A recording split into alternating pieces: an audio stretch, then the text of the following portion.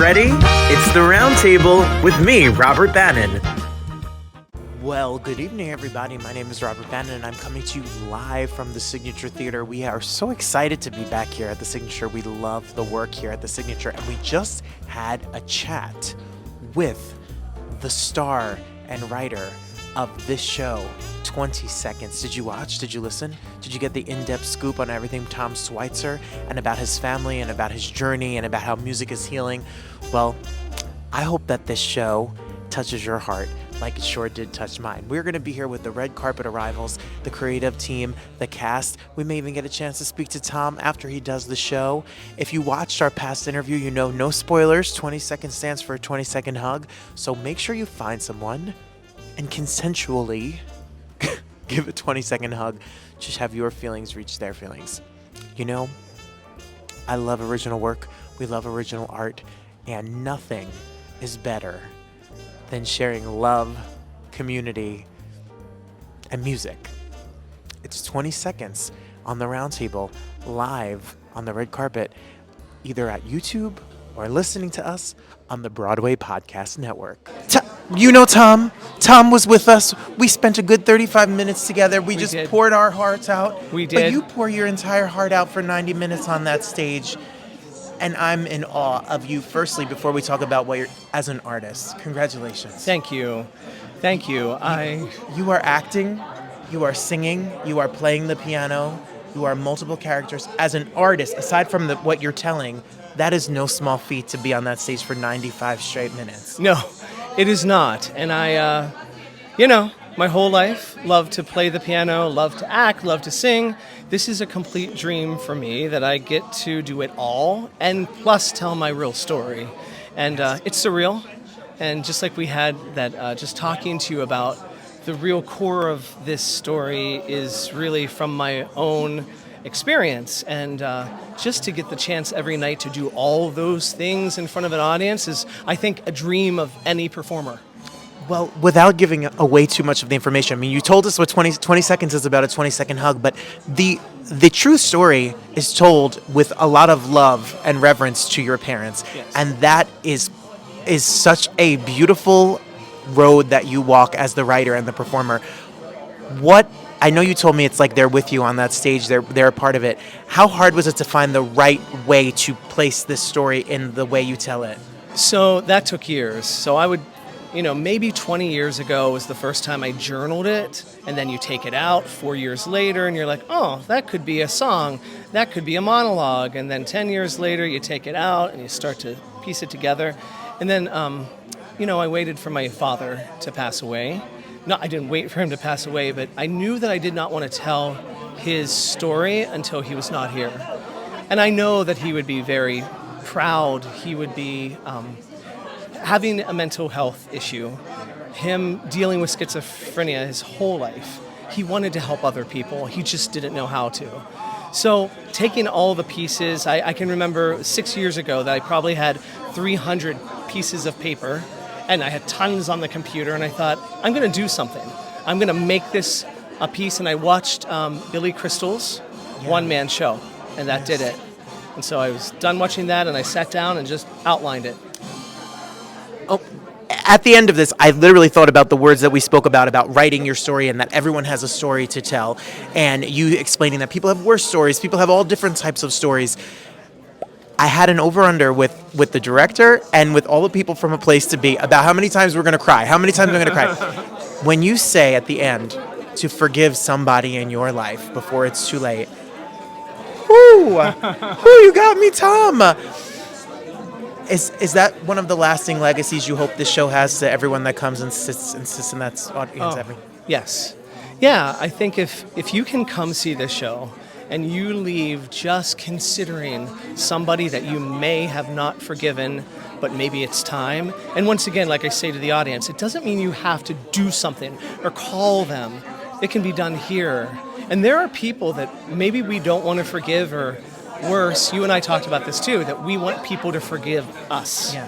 Yes. And so I think I hope the show opens up that whole entire part of the heart, that maybe where you have shame for maybe where you hurt somebody or somebody has hurt you, that you might leave my show just considering what that might do to forgive somebody. Well, you know what's funny? When we had our conversation, I hung up with you the next day. I called my therapist. I made an appointment. I went to my first appointment again on Tuesday, and we talked about self-shame, self-forgiveness, and giving it to other people, and it really was very inspired. You're doing the work. Everyone that's in that audience is going to become a better person because of the work. Their vulnerability will heal so many people. Thank you. Thank you. Welcome to New York City. Thank you. I love it here. Yeah, you've grown from that. You've grown to love it more. I have grown to love New York. Not that I didn't really before, but I'll tell you what I have grown to love. The energy, the community, and especially in this community. I've been in theater since I've been 5, but I dreamt of this. But I never knew it would feel like this, and I think we are all so blessed to be in the theater community, that especially things the way they are, that we're all still here trying to pour our hearts out onto the stage, and people are clapping, and people are, they're there listening, they're trying to look for somebody last night said something to me that was just profound. It was an audience member, and she told me that theater is her friend, and theater keeps her company because she does not have a family. And that she came to my show meant so much to me. And I think that that's really what we're trying to do, be a family. And you're doing that. Thank you're doing that. Oh, my goodness. Get your tickets and get down here already. I'm going to tell everybody. We're going to, 20 seconds. 20secondsplay.com. 20secondsplay.com. Tom. Thank you. Have the most amazing Thank run. you. I owe you lunch. I still owe you lunch. I need friends. Okay. This is who it is right here. Jeremy Scott Blostein, director and developer. How did this show come to your life? Tom and I have been friends for about 20 years now, and it came into my life about 2 years ago. I got a phone call from him because he knows that I run a theater out in Virginia. So he called me up and asked, are you willing to read this? And I read the play and immediately fell in love with the story. I think that there are so many themes in it that people can relate to. And I picked up on at least 5 or 6 of them right away and said, I think I might be right for this. Jeremy, I told Tom, and I'm sure the people of Virginia are very lucky to have you as well, how lucky it is that this organization, this group, this show, all based out of there, and now you're standing in the Signature about to open in New York City. We sure are. It's so exciting. It's been a wild ride. We've done the show all over trying to figure it out for a couple of years now. We've done it in fringe festivals. We've done it in outdoor stages at a vineyard. We've done it in people's living rooms. We've done it everywhere. So it feels nice to finally have a home and a set and a production. Yes. Yes, you have a set and a whole production. Okay, I have not seen it. I'm going to see it now. How many times am I going to cry? What's the over-under here? I think I'll say one. Just one. Towards the end, I think. Okay, Tom. Tom told me a little bit about the show, and I'm having a little anxiety about it. What is it like to work with Tom on something so personal like this? He has been so miraculous to work with. He is such a kind and loving and caring individual. It's been an interesting process because for me as the director, they're characters in a play, but for Tom, these are his parents, they're his Sunday school teacher, they are real people to him. So I've had to remind myself on multiple occasions that this isn't just a script, this is real, and it feels very real when it comes to life because of him. Okay, here's my controversial question. Yeah. Your energy is just so sweet. He's just radiating. And Tom's energy is so sweet, and it just radiates. So when you're directing him and you've been developing this, did you ever have like a moment? Are you always just rainbows and butterflies and sunshine and happiness and Virginia? I'm going to lie and say yes. Yes, I'm always rainbows and sunshine. We've had a couple, of course, because it's very personal to both of us. We've got a lot of energy, him more than I have over the past, 15 years that he's been working on this thing. But we've learned to get along pretty well. We've known each other for too long to fight, and at this point, he's like a brother to me. So you can tell the truth to your siblings. Yes. Which makes it a lot easier. But it's with respect and love. Yes, always. I think the world needs this show. I think that it's so important for people to come down here and see this show. Congratulations. Happy opening night. Thank you so much. Thank you for being here. After the show, I expect a whole 20-second hug. Okay. Because he said that was not a spoiler, so I was allowed to say that. It is the name of the play. It's the name right of the there. show. Congratulations. Thank you. This is Kim, and this is Doctor. What is the official title? Dr. Judy, this right here, Dr. Judy Hanley, Dr. Card Hanley. Yeah, it's exciting. What is music? This is a deep question. Are you ready? I'm just going to go right for it. Both of you, charity, music, healing powers of music. What is it about music that makes it universal and that we all have emotional connections to? You hear a song on the radio, it takes you to another place. What is it? I will give you my answer, and then Kim can be the expert answer. But music is the only thing that activates both sides of your brain at the same time. So even if you have dementia or you have something, music comes on, you remember all the words. Yes. Because both sides of the brain are working at the same time. Well, you've never seen me do a cabaret show because I don't remember any of the words. No. Well, that's actually the expert answer. So I think the other one is it opens your heart. It goes past every other intellectual thought you're first having, and it stimulates your heart chakras, basically, and off you go. You're transported into a new place. Well, can you tell us how you both are, why you're here, how you're involved with the show, what your relationship is with Tom? Kim should go first. So I'm the co-founder of A Place to Be, and Tom's my best friend for over 25 years, and together we knew we both had arts as our savior and a passion to create something that would help others. So this has been a long journey for the two of us to get here. And I've had the pleasure a year and a half ago of becoming the executive director of A Place to Be, and working with Kim and Tom is just amazing. And I'm happy to be able to support this project because it's been Tom's dream since he was young to be here tonight, and we are happy that we could help him do that. Absolutely. It's such a personal story. And I told Tom in the interview with him that Virginia is very lucky to have him and all of you because your organization services, over 300 families and community members there. What's it like to see that organization there in Virginia now have this show tied to it, open in New York City, right on 42nd Street?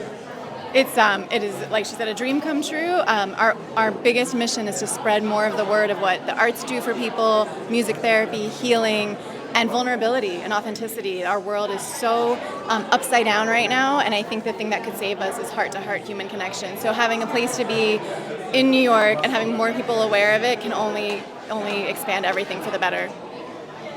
I agree with everything she just said, and I would expand that the mental health situation in at least our country right now is so significant, and music therapy can help with that, and so can expressive arts therapy. Well, I had my conversation with Tom, and then I called my therapist and re-upped. I was like, I need to keep it together. So I asked the director, I asked Jeremy, what is the over-under of how many times I'm going to cry in the hour of this show? What do you think? You haven't seen it yet? No. I didn't know that. I didn't know well, that. I think everyone's experience is unique, so I'm not going to give you a number.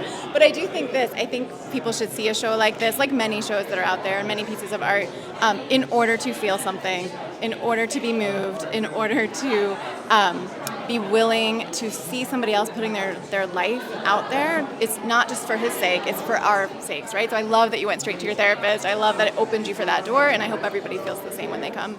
But you will cry maybe, but you'll laugh a lot too. There's a lot of humor in the show. Yeah. Well, I will be seeing it tonight. I will be seeing it tonight. So happy that you're going to be here. I am so excited to be here. And then when it's over, when I see you over at the party, I'm going to say 5 seconds. If you can talk. Oh boy, I'm ready. Thank you. Congratulations. Happy opening. So Thank excited you to so meet you much. all. Thank you. Hi. All right, tell everybody your names, please. I am Tara McLeod. And my name is Gabriella Garcia. And you're no strangers to stage and life out here. We are not, absolutely. Not at all. We can all catch you on stage right now, actually. You were there for tonight's show. You saw Tom tell his story on stage. Thoughts, comment? I mean, there's a lot. There's a lot. There's a lot. Yeah. One of it is, I was telling Tara, I'm like, the beauty of, it's a story not just about hope and forgiveness, but the power that the arts have to transform lives. Yeah. And that to me is precious. How many kids have the same experience, very difficult childhoods, and it just takes something to click. And through music and the arts, and it just really can transform a life. And also just to see that he actually put that to work in his profession. I don't want to give too much away because you all have to come and see it. Yes. What did you take away from this experience? I think what I appreciate the most is his vulnerability and his willingness to just tell the story as raw and as truthfully as possible. But also, it just caught me off guard. Like you're so engaged in the story, and then it goes in another direction. You go, I wasn't expecting that. And we just said we left there with, when you like about to cry. I was like, I didn't want to. That was a mess, but it's beautiful, beautiful. Yeah, it's beautiful. When he being a music therapist that he is, when we had a chance to speak to him, he spoke in depth about the power of music, as the show talks about. Absolutely. As musicians, as actors, as dancers, was there a moment, was there a teacher, was there someone that inspired you and you said, they gave you the love of this art? Absolutely. I thought right away of my first acting teacher, Pauline Rathbone, who was Basil Rathbone's niece, the original Sherlock Holmes, and she had this drama school in Montreal, and she was my first drama teacher. I mean, I got choked up thinking about her, and I was like, she believed in me. She was like, you're just an actress, darling, and I was like, definitely, yeah. For me, it was I'm co-founder of a nonprofit organization which is under the umbrella of Broadway Cares. It's Revolución Latina, and we do bring the performing arts to underserved communities. So it is about creating more confidence and self-esteem in people through the performing arts. So I really want the whole crowd to come and see this because it gives a stamp on the work that we're doing, and so many of other organizations are doing through the arts to be able to help give a voice to the voiceless, but literally through a song or through speech or through spoken word or through movement. Agreed. Thank you for sharing your art. Thank you for sharing all of it, and we look forward to seeing you and enjoy your night. I'm gonna go home and feel a little bit more. I know, it opens your heart. Open your heart. Yes. We all have a story to tell. We do. And this is a beautiful way to say it, and also it's therapy to put it into words and present it in the way that he's presented it. It's beautiful. Yeah. Absolutely. Thank you. So nice to meet you both. Thank you so much. Thank you. Hi. So my name is Alex Robertson, and I'm a producer. Congrats. You're a producer. Yes. I am not a producer on this show, but I am a producer. General. Yes. And how was it? Well, tell us about your producing life. How do you get started as a producer? So I originally worked on Fairy Cakes off-Broadway, and since then I've gone on to do A Beautiful Noise, New York, and now The Wiz, which is going on tour and Broadway this spring. The Wiz, which is going on tour and Broadway this spring with Deborah Cox, and then on Broadway with Wayne and the whole shebang. Yes. It's going to be a moment. It's going to be a moment. We're really excited about it, and I think everyone's going to love it. You have quite the fancy producers with you at The Wiz. Yes, we sure do. We have a great company of folks, and we're looking forward to sharing this wonderful story for the first time. It's the first time this show is being revived since it opened almost 50 years ago, so it's great to be a part of that. We celebrated The Wiz at NJPAC in Newark, New Jersey this summer. We did it. It was part of our musical, I don't know, through the times, the kids picked it because kids love it, and music is a universal theme, which brings us to this show tonight. Theater as a healing, music as a healing piece. How is it, when was the moment you realized that it spoke to you? In general, I think for me, I have a moment in theater specifically that I go back to when I think of why do I love theater? What did it do for me to make me so passionate? I'll never forget sitting in a theater, Shea's Performing Arts Center in Buffalo, New York. I saw a touring performance of Once, the musical. And there's this beautiful moment where everyone sang and they were playing their instruments and they sort of just wailed collectively. And there was something about that moment that struck me as a young person in that audience that said, wow, I want to make people feel the way that this music made me feel. And much like Tom in 20 Seconds, it's really lends itself to showing how powerful theater and music is and what that can do for people. And the show is such a staple of that. And I truly was moved by everything I saw. Yes, me too. And we'll be moved. We'll be dancing and singing in the streets Yes, for the Wiz. yes. We'll be there. We'll be there. Yes. Congratulations. Have the best run. Thank you so much. Thank you so much. Thanks to everyone at Press Room NYC, and thank you to everyone at 20 Seconds. Go see 20 Seconds at the Signature right now. Go to 20secondsplay.com.